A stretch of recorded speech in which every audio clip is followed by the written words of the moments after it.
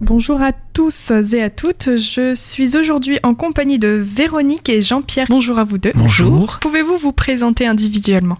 Véronique, alors je connais la communication non violente depuis plus de 10 ans, peut-être même jusqu'à 14 ans. Quand j'ai fait la connaissance de la communication non violente, j'ai voulu aller voir une conférence de Marshall Rosenberg, c'était à Nantes. J'ai d'ailleurs emmené 2 personnes avec moi. Et j'ai été émerveillée de voir que il existait un lieu, il existait une possibilité que les besoins des uns et les autres soient réellement satisfaits. Et cette phrase prononcée a résonné tellement fort en moi que j'ai voulu, à l'époque, essayer de diffuser un peu la communication non violente, mais par des personnes titulaires, formatrices, etc. J'ai essayé de faciliter la propagation de la communication non violente au Havre. S'en est suivi une période pendant laquelle, finalement, j'ai un petit peu arrêté.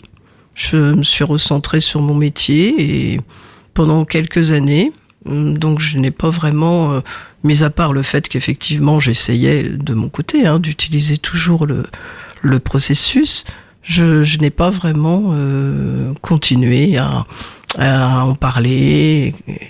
Et c'est avec Jean-Pierre, Jean-Pierre un jour m'a incité à partir chez sa sœur en Bretagne, donc un lieu où il y a des woofers, ce sont des gens qui viennent travailler dans des milieux biologiques, dans des fermes biologiques. Et un jour, je me suis trouvée devant tous ces jeunes. Il y avait des jeunes qui venaient de tous les pays.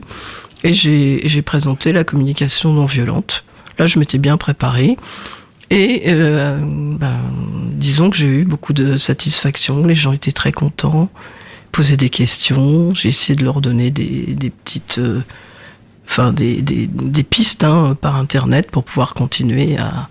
J'ai fait une deuxième transmission aussi un peu plus tard et là il y a eu beaucoup d'émotions. C'était un moment très très fort parmi les participants et j'ai vu vraiment à quel point l'outil, il y a une personne qui est revenue qui était parmi nous et qui a vraiment été complètement transformée par l'empathie qu'elle avait reçue de tous les autres pendant cette transmission. Donc c'est sûr que ça m'a bien encouragée. Et pour vous, Jean-Pierre ? Alors moi, ça fait 9 ans que je connais Véronique. J'attendais la mort pour une raison, c'est qu'à chaque fois que je voulais contribuer, j'aboutissais à un résultat plus triste encore que le premier. Et donc j'attendais la mort, je rencontre Véronique et la communication non violente. Et là, je teste le processus parce que je me dis, attention, je vais pas me faire avoir 36 fois dans ma vie. Je teste la personne qui se révèle être humaine, donc avec ses failles et ses forces, et le processus qui, quand il est appliqué dans son éthique, c'est-à-dire le souci de l'empathie et de la bienveillance, et pas le souci de réussir à tout prix à obtenir un résultat, donc le souci de la bienveillance, il fonctionne. Il aboutit à ce que les gens sortent contents, tous, donc que tous les besoins soient satisfaits.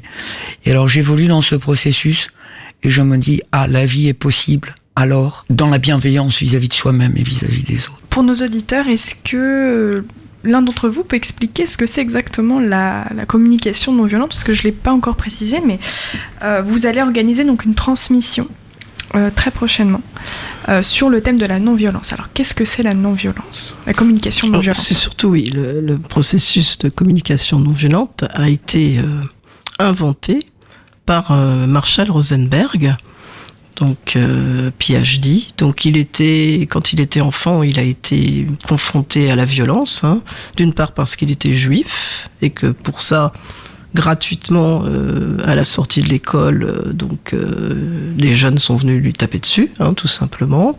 Qu'il a été enfermé pendant une semaine à Détroit pendant qu'il y avait des rixes entre groupes. Et avec bien sûr des morts.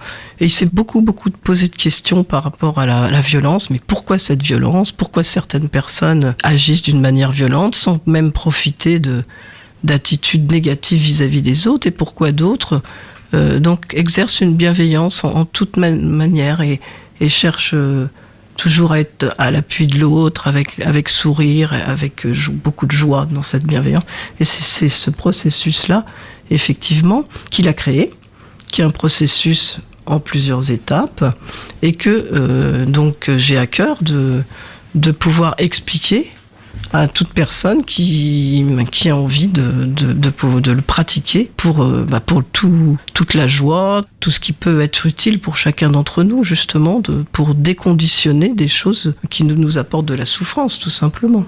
Pour que chacun puisse s'exprimer librement en réduisant l'impact de violence chez l'autre, sans l'attaquer, juste transmettre son message. Oui, en fait, c'est plutôt de transmettre un outil. Parce que beaucoup de philosophes, beaucoup de personnes ont transmis des messages. Par contre, ce que Marshall Rosenberg a de spécifique, c'est qu'il transmet un outil. Et cet outil, chacun peut se l'approprier et l'utiliser pour son bien-être. Parce qu'en fait, c'est le bien-être avec soi-même et avec l'autre.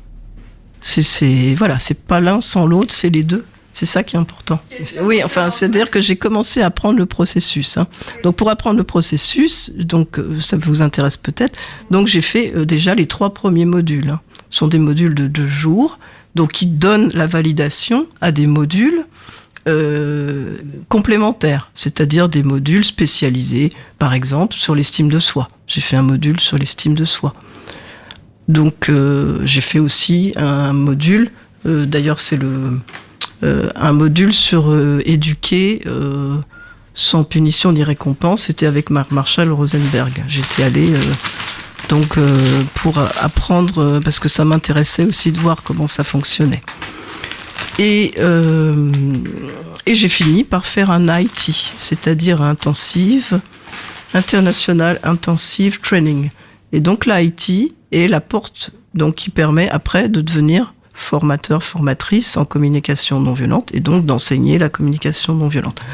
Donc, pour les auditeurs, ça peut être rassurant quand même de savoir que j'ai quand même franchi certaines étapes qui me permettent effectivement d'essayer, et là j'ai à cœur d'essayer de respecter au maximum le processus, parce que plus il est respecté dans son intégrité, plus l'application en est facilitée. Alors, comment vont se dérouler cette transmission qui va se produire prochainement ?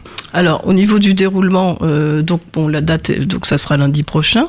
Le principe, c'est que chacun vient librement, c'est gratuit.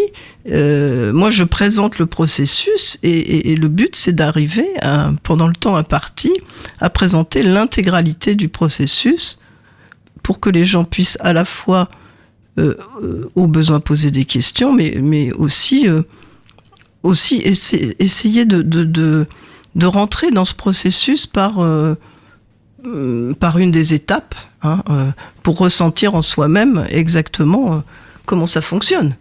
C'est ça l'intérêt. Effectivement, on peut lire des livres, on peut faire beaucoup de choses, mais l'intérêt de pouvoir être dans une relation entre êtres humains, c'est justement de pouvoir essayer d'aller un petit peu plus loin.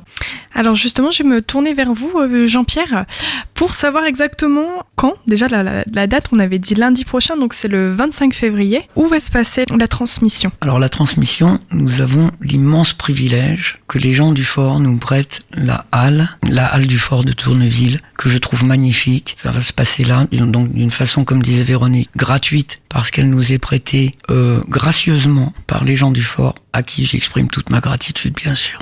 Ce sera pour quelle heure qu'il faudra se présenter ? À 14h, nous buvons une boisson chaude et ça permet aux gens d'arriver, de faire une sorte de sas. À 14h15, la présentation commence, on va dire.